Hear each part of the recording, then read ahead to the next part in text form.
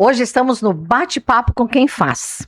Ali, ative o sininho, nos siga no canal e fique conosco, porque o bate-papo de hoje é com o Cícero, pastor Cícero, né? Mas você mesmo se apresenta, Cícero, é uma alegria que você está com a gente, e é um perfil diferente daquele que normalmente a gente aqui bate papo. Vocês viram que ele tem o quê? A metade da minha idade, então temos duas gerações aqui, mas que vamos conversar justamente sobre o movimento da juventude dentro de um contexto que é um contexto luterano, né? Sim. Dentro do Sínodo Norte Catarinense. Então, Cícero, bem-vindo e se apresente, por favor. Minha irmã, obrigado pelo convite, né? Então, como a irmã já disse, me chamo Cícero, né? Pastor Cícero, mas eu sempre digo que antes de ser pastor, eu sou Cícero. Eu venho da Grande Curitiba, cresci, não nasci luterano, eu nasci e cresci em um lar cristão, religioso, mas acabei me aproximando da comunidade luterana com os meus 12, 13 anos. Ainda tive um afastamento depois, mas voltei, né, como um bom filho que a casa torna, e hoje sou pastor, então estou como pastor na comunidade Cristo Libertador em Joinville, né, e casado com a pastora Tassiana. Sempre digo que muito bem casado.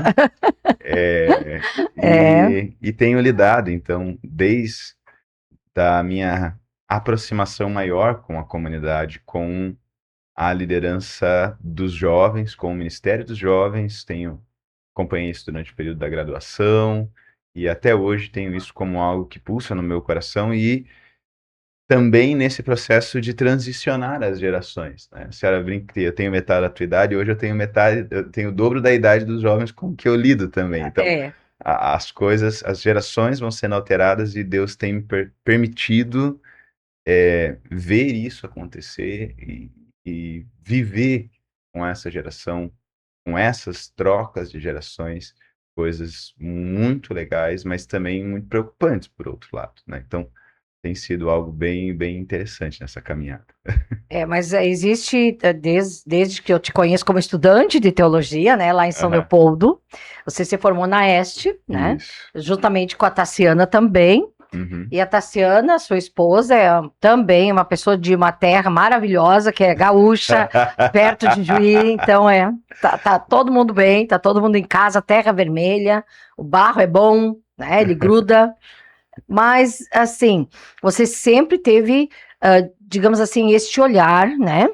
Essa missão, você se sentia chamado, vocacionado. Como foi essa história? Porque você foi em si jovem, né? Bastante jovem para estudar teologia. Sim. E já no estudo na teologia, a gente observa, né, no campus lá, tem aquele pessoal que vai mais para as atividades, aquele pessoal que abraça mais a causa, né? E você sempre foi um daqueles que estava sempre junto com as coisas que aconteciam no morro, né? Então, como você sentia isso assim, na idade que você tinha, na idade que você tem e na caminhada? Aí eu preciso contar um pouco da minha história nessa jornada também, né? Eu sempre digo que, às vezes, quando nós sabemos o que é não ter, nós valorizamos o ter. Especialmente dentro da vida cristã. Quando a gente sabe como é caminhar sem Jesus, a gente valoriza ainda mais o estar com Jesus. Como eu disse, eu cresci dentro de um lar cristão. Mas aquilo que se pregava dentro dessa religiosidade, né? Então, dentro de um lar pentecostal, onde se tinha por muito forte a questão dos dogmas. Então, né, eu não podia sequer usar um shorts, né? As mulheres não podiam se depilar, não podia ter TV em casa, né? Tudo que a gente fazia. Mas, na minha visão, esse Jesus extremamente legalista não fazia sentido. Ele não falava comigo, ele não falava com as minhas necessidades. Saí dessa realidade, a gente foi para a comunidade luterana, né? E ali eu lidei com uma outra realidade, uma realidade com a qual eu combato hoje ainda com muita veemência, que é o fato de que eu venho de, né, não venho de gerações alemãs, eu venho de uma cultura de pessoas descendentes de escravos, de um lado, por parte do pai, então, descendentes de escravos, pai da mãe, descendentes de italiano, e eu me senti deslocado por não fazer parte dessa realidade mais germânica, vamos dizer assim. E eu me afastei da igreja por isso. Quando eu me afastei da igreja, assim, na minha casa, sempre houve muito fortemente o senso de responsabilidade pelo mundo em que a gente vive. Meus pais sempre tiveram isso. A minha mãe, desde que eu me dou conta, desde que eu existo, ela é líder de associação de moradores. E a minha resposta, então, para tentar resolver os problemas da humanidade que eu enxerguei, foi então uma busca por uma vida politicamente ativa. Então, eu dediquei a minha vida para tentar transformar as estruturas sociais através das vias políticas, né? Então, com os meus 15 anos ali, eu fiz o meu título de eleitor, já comecei a me engajar nessa caminhada, tentar entender um pouco mais, a estudar um pouco mais essa caminhada, e comecei a me envolver. Então, antes de estudar teologia, eu já trabalhava na assistência social da minha cidade, né? Que é uma pequena cidade ao entorno de Curitiba chamada Pinhais. Então, só que lidando diretamente com a realidade da política, eu fui confrontado com um outro problema, que o belo discurso político, ele é dissonante da verdadeira realidade política, de que muitas vezes essas divisões que nós enxergamos na nossa vida, no nosso dia a dia, e que são pregadas por aí, na prática não é bem assim que funciona. E eu tive, então, uma grande desilusão quando eu percebi que uma boa parte do sistema político e uma boa parte, não vou dizer todos, que seria, eu nem tenho como dizer isso, mas uma boa parte do sistema político e uma boa parte do sistema judiciário, nessa época eu comecei a fazer direito, ela visa o benefício de um pequeno público que vai se retroalimentar dentro desse sistema, e que não vai promover transformação. E aí, nesse processo, com um monte de coisas acontecendo na minha vida, e com uma clareza de que a única coisa que eu não queria fazer era caminhar com Jesus Cristo, eu tive um momento de entender quem era Jesus. E aí, aquele Deus que não me aceitava, porque eu não entrava dentro das regras. Aquele Deus que não me aceitava, porque eu não tinha o estereótipo físico, que era vivido ao entorno. De repente, pela própria palavra, eu me dou conta de que ele é um Deus da graça. Então, ele me aceita dentro do meu estereótipo físico e ele me aceita não me colocando uma cultura que precisa prevalecer, mas me apresentando um novo estilo de vida que precisa transformar a minha vida. E aí, com isso, eu não consegui ficar parado. Eu precisei viver isso.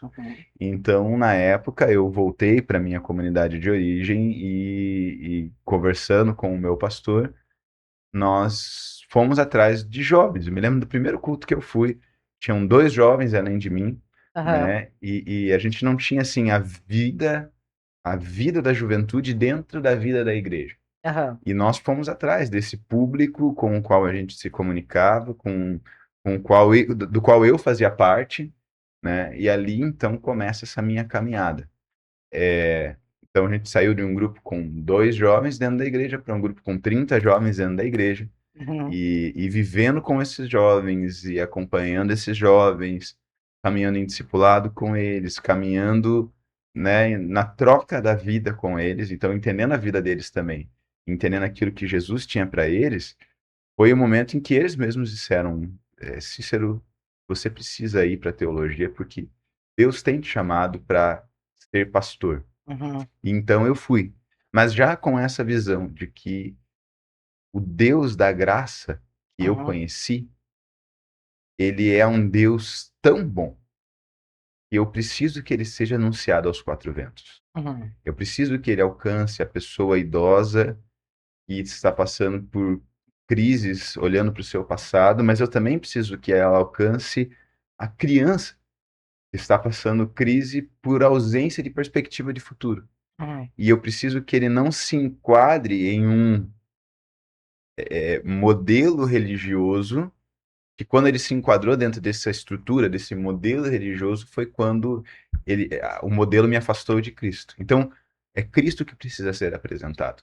Então, por isso, e daí vem esse engajamento. Então, para mim, por exemplo, sempre foi inconcebível estudar teologia e não estar em uma igreja, porque ali é onde a vida concreta acontece. E ainda hoje eu entendo desse modo a necessidade de estar envolvido dentro da vida das pessoas que estão ao nosso redor. E eu acho que no fundo, isso tem muito a ver com o próprio chamado do cristianismo. Quando eu olho, por exemplo, né, a senhora como diácona, testemunha disso, mas quando eu olho, por exemplo, para Estevão, que foi o primeiro mártir da história da igreja, um homem com um claro chamado vocacional a viver o evangelho e a servir as mesas, tudo que ele não queria era que isso fosse algo simplório, muito pelo contrário. Embora o seu trabalho pudesse ser simples de certa forma, ele sempre entendeu que era algo profundamente transformador pela graça de Deus. E por isso ele entregou a sua vida para isso. Então, se esses homens e mulheres que estão descritos na palavra entregaram a sua vida para esse chamado, e eu me sinto chamado similarmente a eles, eu também preciso entregar a minha vida para isso. Então, por isso, não me engajar não era uma opção. Esse chamado que fez impulsionar, Isso. que te impulsionou a sempre estar ali, aonde que a vida cristã, ela pulsa onde que tem gente, né? E gente de todas quantas necessidades. Muitas vezes as necessidades, elas não são necessidades físicas, às vezes não é uma necessidade de uma cesta básica, de uma roupa, mas às vezes é a necessidade de companhia, e de um abraço, e de uma perspectiva de que a vida vale a pena. Sim. Né? E que a vida vale a pena, e que cada um de nós, neste mundo, tem o seu propósito, né? O Deus que nos criou é um Deus amoroso. Sim. E que quer o melhor para nós.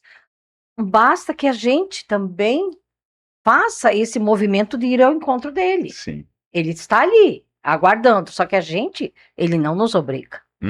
Né? E essa perspectiva, quando pode ser transmitida para as pessoas, independente do seu, né, seu tipo exterior, né? Independente da sua condição, até sua condição social, é muito importante. E aí a missão de toda a igreja, de toda a comunidade cristã, daquela pessoa que se diz cristã. Porque Jesus foi uma pessoa que andou com todos e viu nas pessoas a necessidade delas. Viu as pessoas. Ele não viu o tipo da pessoa, ele viu as pessoas e as suas necessidades.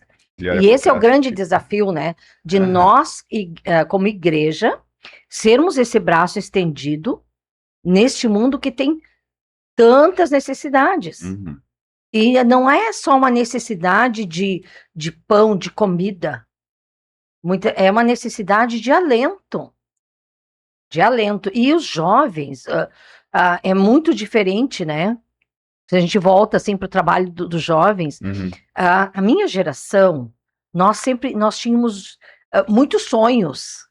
A gente queria ser independente, a gente queria ter uma profissão, uma carreira. Hoje parece que o pessoal fica meio desacordado, assim, ele está sempre buscando algo que ele nem sabe buscar, mas para nós tínhamos muito claro aqueles objetivos e a gente ia atrás deles. Sim. Às vezes de maneira bem torpe, mas a gente ia, né? Então esse enganjar, esse trabalho com jovens, que eles encontrem dentro de uma igreja, vamos dizer assim, o abraço amoroso deste Deus, que acolhe, que vê. Então, esse também é o teu desafio no encabeçar esse trabalho com jovens dentro deste sínodo, que é um sínodo grande, né? Porque é toda a região aqui da Grande Joinville, né? De Grande Jaraguá e toda a região do Contestado. Sim. né, que abrange todos esses grupos de jovens. Como você tem visto isso? Como você tem... Acho que a senhora tocou, acho que primeiramente no ponto-chave da maior dificuldade que a igreja tem em lidar com os jovens. E eu quero falar um pouco disso, e daí a gente vai para o desafio real do Sino do Norte catarinense. O ponto-chave é a mudança de gerações. Os jovens de hoje, eles não viveram como a geração dos meus pais. Uma geração que enxergava dentro, tinha necessidade como seu fundamento. Era a necessidade de conseguir ter onde cair morto, que fazia com que a gente precisasse trabalhar. Lutasse. E isso definia a nossa forma de viver. Né? Na minha geração ainda, eu me lembro muito claramente que o conceito de que o trabalho é o que dignifica o ser humano era algo... Ninguém tinha um pensamento diferente do que isso. A expectativa era, já diferente da geração anterior, que pelo menos conseguisse ter um ensino superior, e com o ensino superior você tinha vida garantida. Né? Então, mesmo que eu fiz direito, mas eu não quero exercer direito, não, mas eu tenho condições acadêmicas de alcançar uma boa profissão em outra área, porque eu tenho essa estrutura de ensino superior. Então, a gente vem de gerações que têm no trabalho um sentido de vida. Só que nós vivemos em uma nova geração que já tem tudo nas suas mãos, e é onde eles enxergam. E hoje, por exemplo, ter um ensino superior não necessariamente vai garantir a eles uma boa profissão. A gente vem de uma geração que hoje, por exemplo, eu não sei se a senhora tem acompanhado, mas que ser CLT é um xingamento entre eles. Na minha infância, na minha adolescência, ter a minha carteira assinada era um sonho. Agora para eles, ter uma carteira assinada, ser CLT, é um xingamento. Né? Por quê? Porque eles vivem em um mundo onde os seus pais e os seus avós CLTs conseguiram dar uma boa condição para que eles pudessem sonhar com algo diferente, especialmente dentro do mundo digital, e aonde eles têm acesso a um mundo que vende para eles um ganho fácil de vida por esse mesmo meio digital, mas que para nós era inconcebível de que fosse possível. E que, na verdade, para eles também é. Só que é vendido como se fosse fácil. Então, a grande realidade é que a gente vive dentro dessa confusão de gerações. Então, a geração anterior olha para os mais jovens e diz: eles não querem fazer nada. Eles são sem vergonhas. Porque eles têm tudo na mão. E não é um fato. Eles têm uma cultura diferente, uma forma de enxergar a vida e o mercado de trabalho diferente do que a geração anterior. Sim. Enquanto os mais jovens olham para os mais velhos e eles dizem: esses aí, eles só querem saber de trabalhar. E eu não quero isso para minha vida. Porque eles enxergam também aquilo que foi sacrificado, vida com tempo com família, o tempo de lazer, um estilo de vida que às vezes é tão viciado no trabalho, e eles não querem reproduzir isso. Acabam reproduzindo por outro lado. E é com esse jovem que nós temos que lidar no Sino do Norte catarinense. Na verdade, é com esse jovem que a gente tem que dar em toda a realidade onde a gente pisa. Né? O que a gente tem hoje aqui no nosso sínodo, no trabalho com juventude, são realidades diferentes que nós precisamos adaptar para poder lidar com esses jovens. Então, a gente lida hoje, por exemplo, dentro desse prospecto, a gente poderia dizer que Jaraguá e Joinville têm uma visão similar, porque são ambientes extremamente empresariais, são ambientes com um volume altíssimo de acesso cultural, com um excedente de oferta religiosa, com um excedente de ofertas. Essa seria a grande definição. É um mix de ofertas. É um mix de ofertas. Então você pode ser o que você quiser. E você pode ser aonde você quiser. Não é só sobre ser cristão mais, é sobre também uma identificação com essa vida de fé. E por isso olhar para esse jovem e entender aquilo que ele passa é tão fundamental. Porque se antigamente eu nascia dentro de uma comunidade, eu crescia nessa comunidade e eu morria nessa comunidade, e a comunidade estava bem estabelecida através da permanência sanguínea, até fugiu a palavra. Da sequência familiar, era de gerações. O meu filho vai crescer dentro da minha igreja, a minha filha vai crescer aqui dentro, eu sou um líder, minha filha também vai ser uma líder, e assim, então, uma coisa extremamente bem estabelecida. A realidade que nós vivemos hoje, que eles vivem hoje, não é essa. Os amigos da escola convidam para ir no grupo de jovens de outra comunidade. Os amigos do trabalho convidam para ir em outra igreja. E o acesso, e ao mesmo tempo aquilo que é ofertado, atrai. E aqui vem o grande desafio do ser luterano. Porque ser luterano, eu sempre brinco com os jovens, ser luterano não é nada mais do que ser bíblico.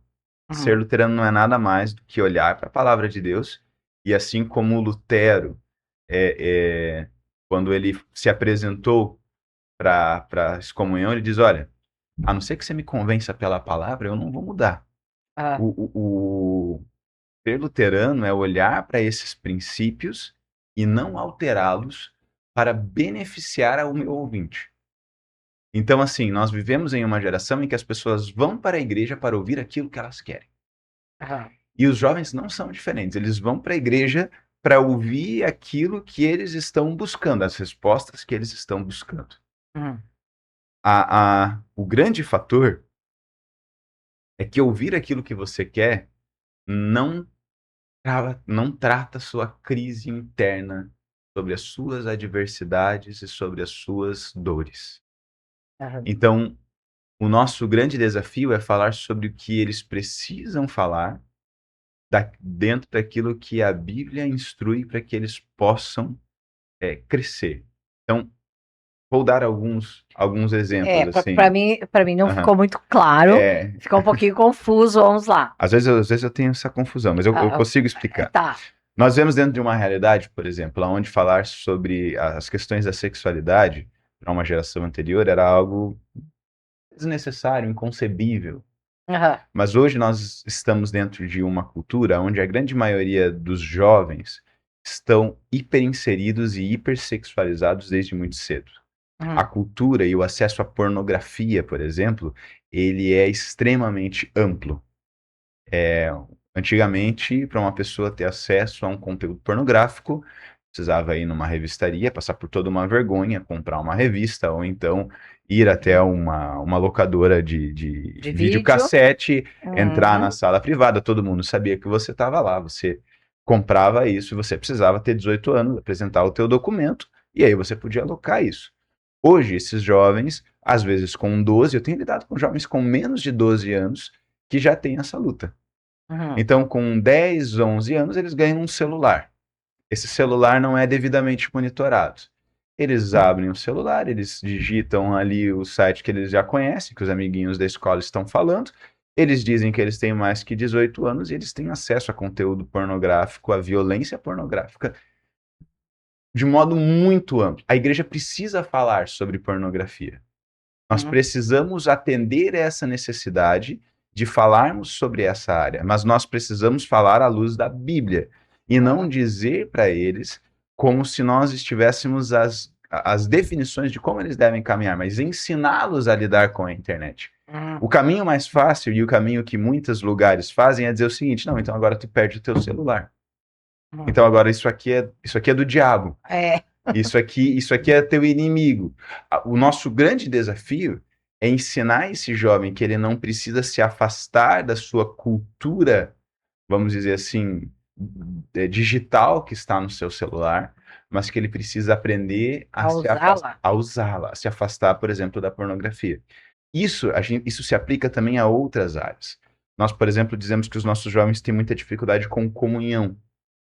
Só que a forma como nós falamos de comunhão não necessariamente abraça aquilo que esses jovens estão vivendo hoje.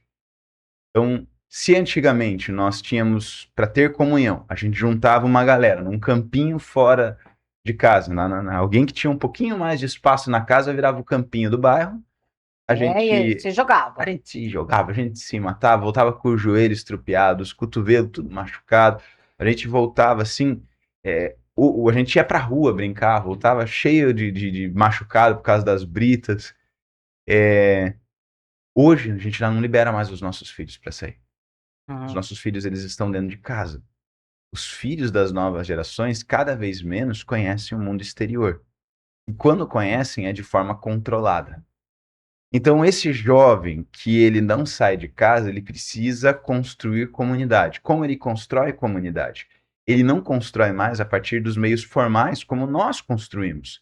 A gente construía indo para o grupo de jovens, a gente construía saindo da escola, pegando todo mundo da vila, indo praticar um esporte. A gente ia e aí tinha comunhão com o pessoal da outra cidade também através do esporte. Sim, havia uma beleza, todo mundo se encontrava.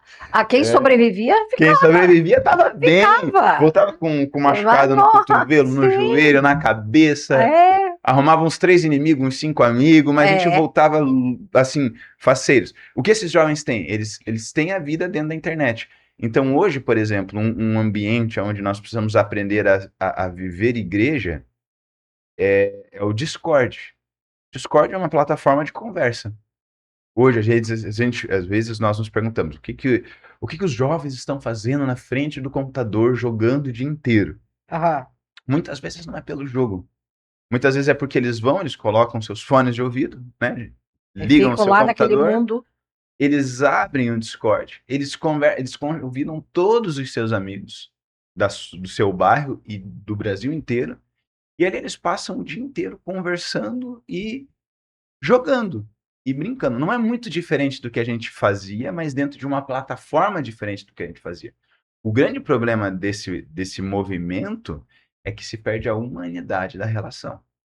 Então, assim, como eu me comunico com um jovem digital para que ele consiga construir relações humanitárias. Porque a gente já tem vivido isso. Como tudo é digital, tudo também é permitido.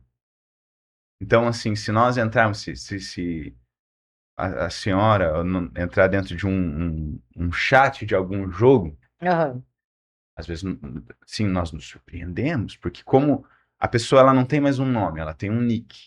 Né? Então, eu não sou mais o Cícero, eu sou o Cici 58.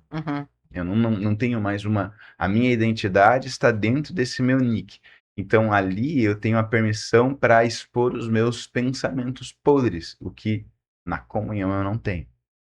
Então, às vezes, dentro desses chats, o jogo mal começou, a gente já vê atos de violência, de misoginia, de racismo, e por mais que essas plataformas tentem impedir esse tipo de comunicação, sempre se dá uma volta. Então, assim, essa geração, eles precisam aprender a utilizar esses ambientes também como ambiente de construção. Porque esses ambientes, eles existem, eles servem para o elemento da comunhão, mas ao mesmo tempo, eles também servem porque tem a questão de estarem escondidos como um ambiente para expor o meu pecado sem o devido julgamento. E aí, com isso, a gente tem vivido em uma geração que cada vez mais vem de uma cultura revolucionária, e aí a gente dizia do rebelde sem causa. Não é tão diferente, mas é um rebelde sem causa, mas também sem rosto. E aí é que está, aí que eu vejo a grande dificuldade até para entender, né? Porque são todas as pessoas anônimas. Ali eu não preciso me identificar. Sim. Né? A minha identidade, quem eu sou, o meu desenho, ele fica preservado. Ninguém sabe quem eu sou. Só que como essa pessoa, como fazer com que ela seja quem ela é dentro disso que nós chamamos de comunhão de igreja. Esse eu acho que é o grande desafio da igreja, de nós sermos mais atrativos, de oferecer algo que para ele seja assim, não, lá eu me sinto bem, Sim. Lá eu posso me expor, lá vão me ouvir, vão me entender. Então, quem sabe seja esse o grande clamor dessa geração que se esconde, que não se expõe, que ela. Porque tem algumas famílias que têm as casas, né, de 2 pisos, o pessoal se comunica pelo celular. Gente, é incrível o que está acontecendo nas famílias. E já não é mais um privilégio dos jovens. Não, não. Todo mundo. Todos. Então se tornou algo assim, aquela questão familiar desde o simples. O sentar-se à mesa para fazer uma refeição. Sim. Como que disse uma senhora, ela disse assim, não, nós fazemos um acordo diplomático para todos virem à mesa. Um acordo diplomático. Então, é totalmente um outro perfil do meu tempo de jovem e também do teu tempo de jovem. Sim. E agora nós estamos aqui e queremos ser uma igreja acolhedora. Um movimento acolhedor, um movimento cristão que tem uma história, é uma igreja histórica. Sim. E, ao mesmo tempo, ser essa igreja que sempre está em reforma e sempre acolhendo o diferente. E para quê? Para muitas pessoas da minha geração, realmente é muito diferente. Né?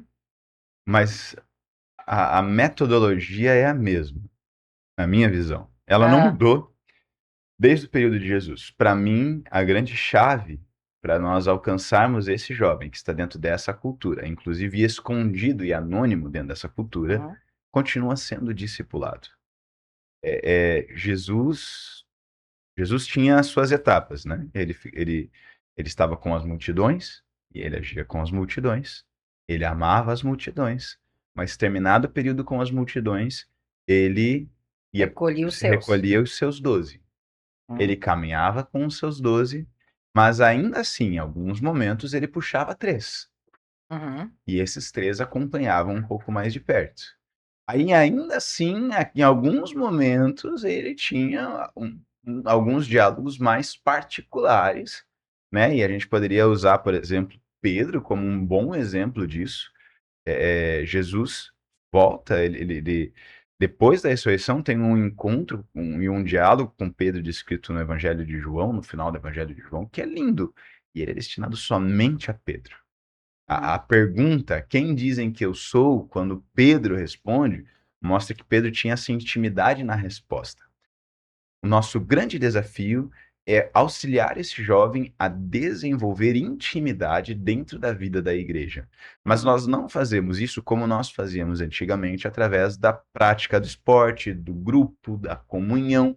Precisa ser algo ainda mais pessoal. Algo que nós fazemos de modo orgânico como igreja, mas nós precisamos aprender a fazer de modo sistemático. Então, assim, a senhora como uma diácona, como uma líder, como alguém que ama Jesus Cristo, como alguém que testemunha desse amor, alcançou, eu imagino, inúmeras mulheres que se inspiraram na vida da senhora, assim como a senhora deve ter se inspirado na vida de alguém para servir ainda hoje. O nosso desafio é não só inspirar a nova geração, mas dialogar com a nova geração.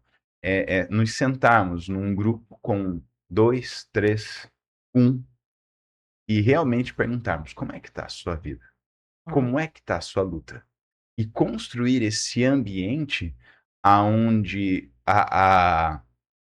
não é que o pecado não exista, mas onde ele vai ser acolhido para ser santificado, aonde aquilo que é impuro vai ser acolhido para ser purificado. Se nós olharmos o Evangelho de Marcos, o início do Evangelho, Jesus faz isso. Ele vai até um leproso e ele toca no leproso. O leproso é purificado, não Jesus é tornado impuro. Ele vai até uma pessoa que está com hemorragia, ele toca na pessoa com hemorragia. A pessoa com hemorragia é purificada, e não Jesus se torna impuro. Então, esse movimento que Jesus nos apresenta é o movimento do discipulado. Eu me aproximo de alguém para poder ouvir a sua vida. Eu preciso ouvir O que esse jovem tem vivido? Qual é a sua dor? Qual é a sua luta? E eu preciso tornar essa luta a minha luta também. Então, por exemplo, né, eu citei antes a questão da pornografia. Não é mais hoje ouvir o jovem que diz, eu tenho um problema nessa área, e dizer, é pecado, tá errado, e acabou. Eu preciso acolhê-lo, eu preciso amá-lo, eu preciso conversar e entender o que está por detrás de tudo isso, e muito mais do que isso, eu preciso estar ali.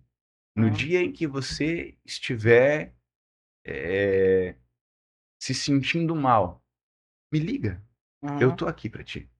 Então é um trabalho de um a um, porque eles não aprenderam a construir comunidade, mas quando eles conseguem trocar vida, então eles agora não precisam mais da máscara da identidade digital.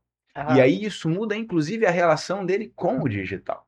Com o digital, eu penso com o próprio entorno dele todo. Sim, sim, totalmente. Porque assim, a partir do momento que eu vivo discipulado, eu me solto para poder viver com outras pessoas. Porque agora eu sei que aquilo que eu estou vivendo lá no meu quarto, eu não estou vivendo sozinho. Que a minha crise com os meus pais não é só minha. Com a minha pergunta existencial por quem eu sou, não é só meu. E digo mais, que a depressão pela qual eu tenho passado, a depressão e a ansiedade pela qual eu tenho passado, não é uma questão só da minha realidade. Eu já tenho alguém que carrega isso comigo. Eu já levei esse fardo, usando bem o termo bíblico, eu já apresentei esse fardo para Jesus através da vida da pessoa que caminha comigo. Então agora eu posso me soltar para caminhar com outra pessoa. Mais do que isso, eu também posso acompanhar outra pessoa. E assim a gente constrói uma identidade de comunidade. Quando eu vivo dentro dessa identidade de comunidade, eu tenho mais alegria e mais força para crescer como pessoa e ajudar outras pessoas a crescerem. E aí, então, o grupo de jovens, ele ganha forma e ele ganha força. E ele não só ganha forma e força dentre os filhos dos membros, mas normalmente ganha forma e força entre os amigos daqueles que se propuseram. Então, ali existe uma clara visão missionária. E se tem algo que jovem é, mesmo que ele não saiba, é missionário. Porque ele não tem alguns medos e estereótipos que nós carregamos, e quando ele vê que a vida dele está sendo transformada, ele fala disso abertamente. Porque aquilo que não é falado para o mundo adulto é falado entre eles. E aí, entre eles, ele vai dizer, puxa vida, sabia que eu estou vivendo algo muito melhor agora? Lá na minha igreja, a gente está passando por algo muito legal. Mas o que tu está vivendo de muito legal? Ah, é só tu indo para ver, porque não dá para explicar. E de repente, aquele grupo que tinha 3 jovens, a gente está vivendo isso hoje lá na comunidade. Estou hoje, inclusive, com a camisa da minha juventude. Nós estamos vivendo isso hoje na nossa comunidade. Quando eu cheguei, isso 3 anos atrás, a gente tinha 5 jovens. Hoje a gente está aí com quase 20 jovens se reunindo todo final de semana, jovens que eu não sei de onde vêm. Começo a conversar, de onde você veio? Não, eu sou da escola do fulano. Eu sou amiga da ciclana, e ela foi na minha casa e fui convidada para um aniversário, e aí nesse aniversário ela estava tão melhor, ela estava tão diferente. E o que aconteceu de diferente? Ela foi escutada, ela foi amada e ela foi discipulada. Né? Ou então, esses dias atrás eu testemunhei uma cena extremamente engraçada de jovens da idade do ensino confirmatório que agora estão apaixonados pela vida da igreja. Eu cheguei e eu vi a cena que a gente vê em muitas casas. Estavam os dois sentados com o celular na mão e eu pensei, não pode. Os dois vieram para a igreja para ficar mexendo no celular. E aí eu cheguei e comecei a conversar com eles. E aí, cara, o que está acontecendo e tal? E aí eles falaram, não, a gente está jogando um joguinho aqui, o mesmo jogo. Ah, legal. Mas por quê? E aí eles dizendo, não, porque durante toda a semana a gente conversa sobre os assuntos do ensino confirmatório jogando esse joguinho. E a gente se reuniu agora para jogar mais um pouquinho antes de começar a aula. Então, durante a semana, eles jogam e conversam Óbvio, não só sobre os assuntos do ensino Sim, é confirmatório, lógico, né? mas sobre um monte de outras coisas, entre elas sobre a caminhada de fé. E ali um começou a acompanhar a vida do outro. Parece bobo, mas é isso. Através de um joguinho, agora eles não perdem um final de semana de comunhão na vida da igreja. Um deles, inclusive, tem se destacado e provavelmente já tem esse perfil em si como um líder. Então, o nosso desafio é não demonizar as estruturas em que eles vivem, mas apresentar o evangelho para dentro delas. Uhum. E aí, esses jovens que hoje vivem dentro de uma cultura violenta, dentro dessa cultura digital, ele consegue trazer pessoas para a igreja de um meio que, para mim, com os meus 31 anos, já é inconcebível. Eu não consigo alcançar um jovem jogando um jogo. Eu consigo, sei lá, alcançar alguns amigos praticando um esporte. Dizer, vamos lá na minha igreja praticar um esporte também? Uhum. Meio estranho eu dizer assim, não, vamos colocar uma rede de internet lá na igreja e fazer um encontro. Não é parte da minha cultura, mas eles conseguem fazer isso. Uhum. Então, assim, o grande ponto é auxiliá-los a entender como a sua estrutura leva-os para a igreja. Uhum. E isso a gente tem conseguido fazer também como grupo de jovens a nível de sínodo. Sim. Porque a nível de sínodo, a gente tem observado qual é a realidade desse jovem. E temos feito isso, óbvio, não sozinho, a gente tem um Conselho Sinodal da Juventude, que é um grupo de jovens que faz esse trabalho e que tem alcançado isso. A gente tem ministros e ministras que têm feito esse trabalho de identificar esse papel e de unificá-los dentro de uma mesma identidade, que é estar em Cristo Jesus, aceitando a pluralidade da forma como Deus se revela em cada grupo. Então, num contexto mais rural, ainda essas realidades estão presentes, mas um pouco menos, a comunhão ainda é mais vivida. Sim. Né? Então, como a gente comunica com esse jovem? Eu preciso entendê-lo, eu preciso trabalhar dentro dessa cultura. Então, o nosso grande desafio é quebrar esse choque de cultura para que esse jovem se sinta amado por Jesus dentro da sua realidade cultural. Né? E graças ao bom Deus, eu acho que a gente tem conseguido, aos poucos, construir isso.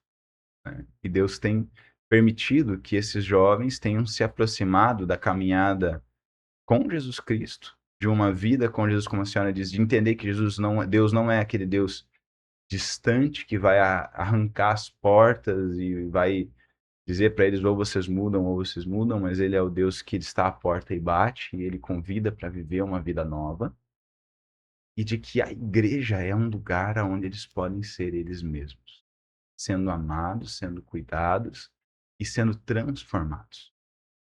E eles carecem de transformação. Então, isso tem sido algo extremamente precioso que nós temos vivido como sínodo. Eu tenho enxergado, alguns dias atrás, eu tive no retiro do Contestado. O Contestado, aqueles jovens, eles viajam 4 horas para estarem em um encontro. Hum. A vontade era de não ir embora. Que aquele tempo de comunhão, de entendê-los, de ouvi-los, e no meio disso tudo a gente fez um momento onde eles iam até os seus líderes, confessavam as suas dores, abriam as suas dores, e os seus líderes oravam com eles. E esse momento ele foi tão lindo de ver assim jovens indo até o seu pastor, até a sua líder, e ali eles recebendo uma palavra de oração, sendo incentivados a viver a sua fé, e no outro dia eles estarem de manhã, antes da gente organizar uma programação, sentados numa roda, conversando e orando, porque eles entenderam que aquela dor que eles trouxeram estava sendo não só cuidada, mas trabalhada. Eles abrindo a sua dor que eles não conseguiam abrir para ninguém, de repente para um grupo de jovens, porque eles foram acolhidos dentro da sua necessidade. Então, esse é o nosso grande desafio, conseguir entender a necessidade por trás da revolta que a nossa geração às vezes não entende.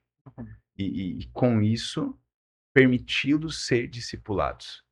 permitir que eles caminhem com alguém que tem um pouquinho mais de caminhada na jornada e que possa apresentar um pouquinho o caráter de Jesus expresso na vida deles, para que eles cresçam também com Jesus Cristo.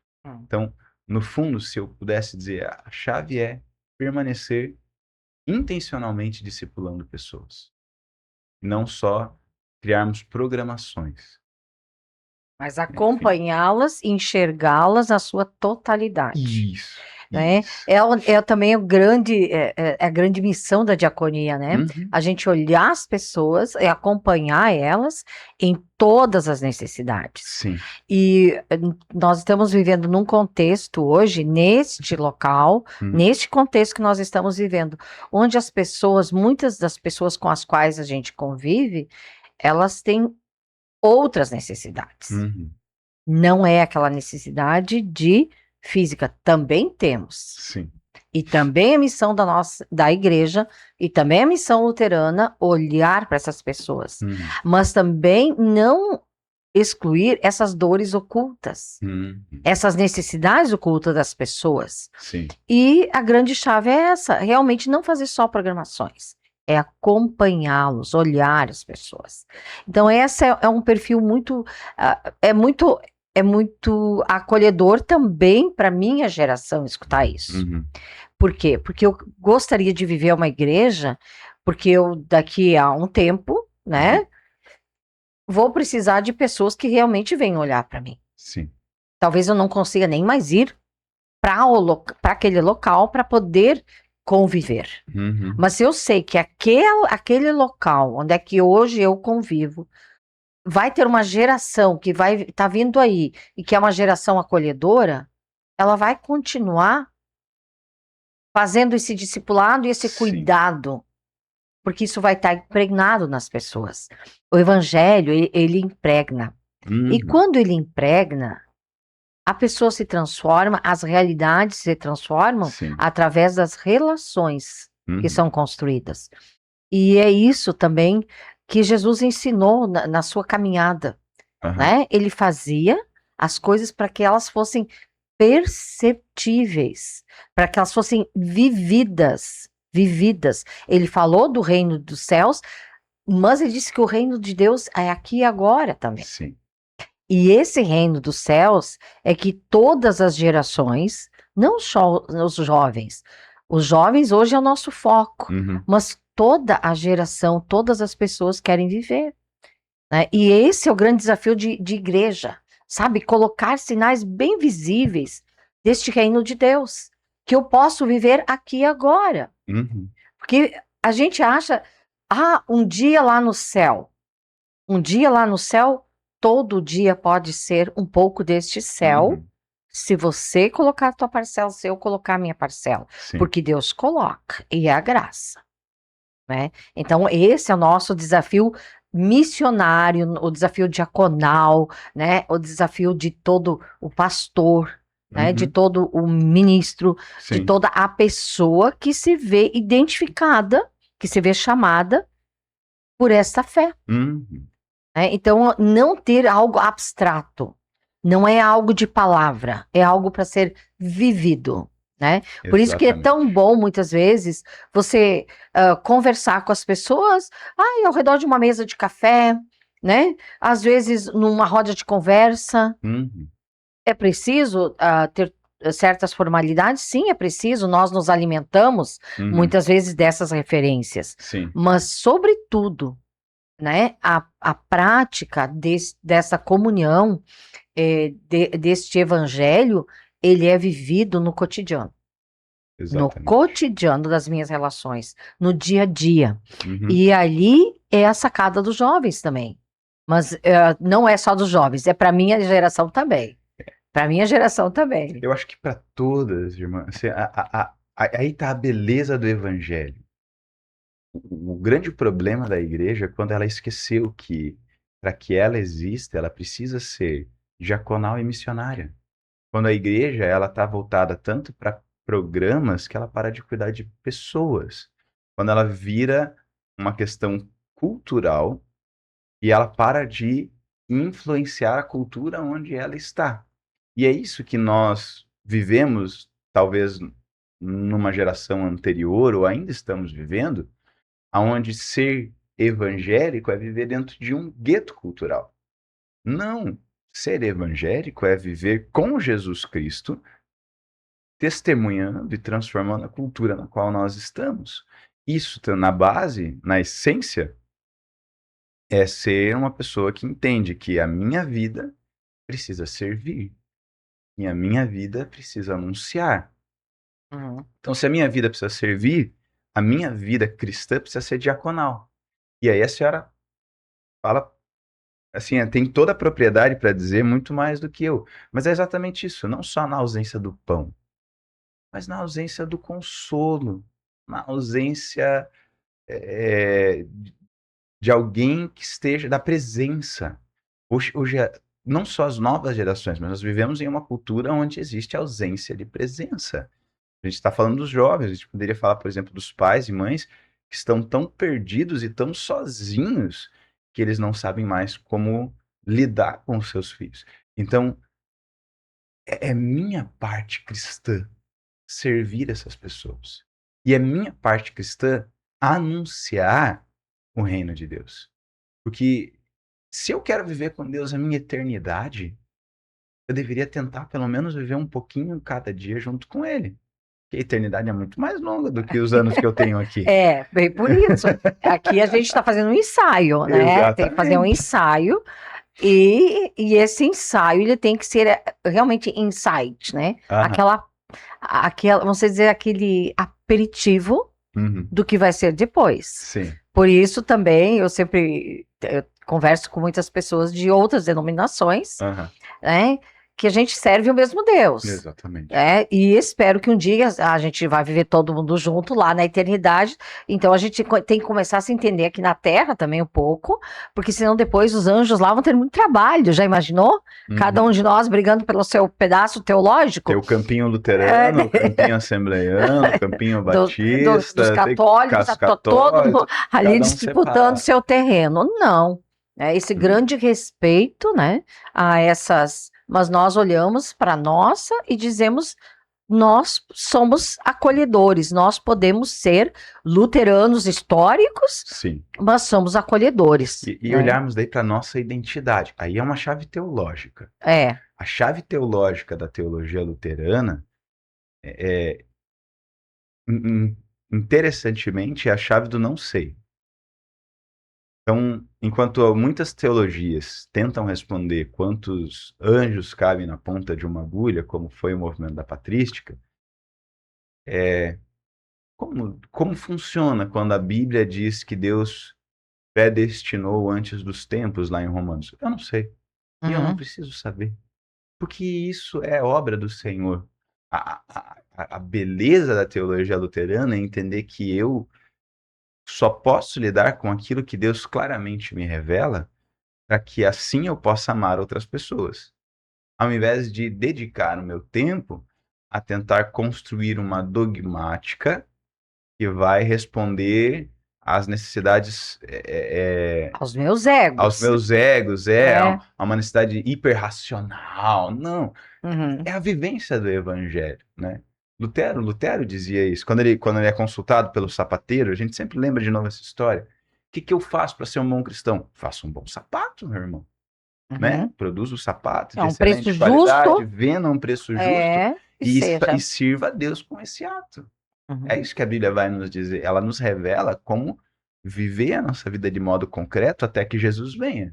Lá na glória, nós vamos descobrir todas as coisas que nós não precisamos nos preocupar agora. Isso também é a parte do mistério. Né? Nossa, isso é parte do mistério. E é libertador o mistério. E a gente precisa viver o aqui e agora, de acordo com aquilo que Jesus espera que a gente viva. Exatamente. E ali é que nós precisamos, como cristãos, num mundo tão polarizado, num mundo tão... colocar esses sinais.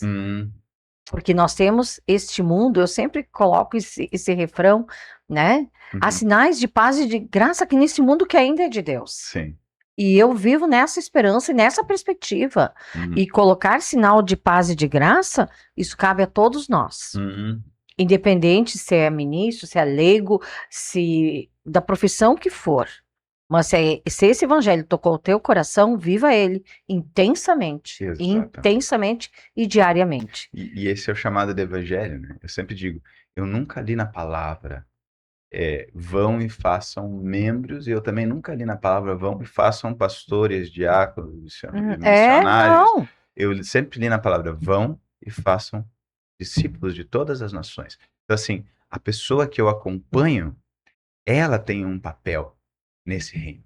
A pessoa com quem eu convivo, que conheceu Jesus, ela tem um papel nesse reino. E se for olhar para Mateus 28, esse papel ele poderia ser definido em fazer discípulos, ensinar e confiar. Então, eu tenho 3 papéis. Eu não faço discípulos pela razão, eu faço discípulos pelo testemunho. É como uma criança. Coloca uma criança, junto uma criança no culto infantil. De repente, ela começa a falar muito palavrão. Onde é que ela aprendeu isso? Pais vão dizer que foi na escola, mas provavelmente ouvindo em casa repetidamente os mesmos palavrões e aprendeu. Então a gente aprende pelo exemplo, a gente não aprende pela fala. Agora, aquela criança que é extremamente carinhosa, provavelmente ela recebe muito carinho em casa. A gente consegue fazer essa leitura pela reprodução. A gente aprende pela reprodução. Então me inspira a olhar uma geração anterior à minha que ama Jesus sobre todas as coisas e que serve nesse mundo. E a intenção e a forma como nós alcançamos a próxima geração é amando Jesus e servindo nesse mundo, para que eles também tenham boas referências. E aí vem a segunda parte, e ensinar. E aí vem o fundamento, por que eu faço isso? Né? A grande briga que muitas vezes eu até já vi a senhora lutando por isso, com graça e verdade. Nós não somos assistência social, porque nós temos um fundamento muito maior para aquilo que nós fazemos. E esse fundamento é Jesus Cristo. Então, o porquê eu faço? O ensinar. E eu confio em Deus. Então, assim, no fim dos dias, no fim dos tempos, Ele vai mostrar o melhor lado. Esse é o nosso chamado para viver o reino. Então, para alcançar as novas gerações, eu preciso ser discipulador, ensinador, testemunhar e confiar em Deus.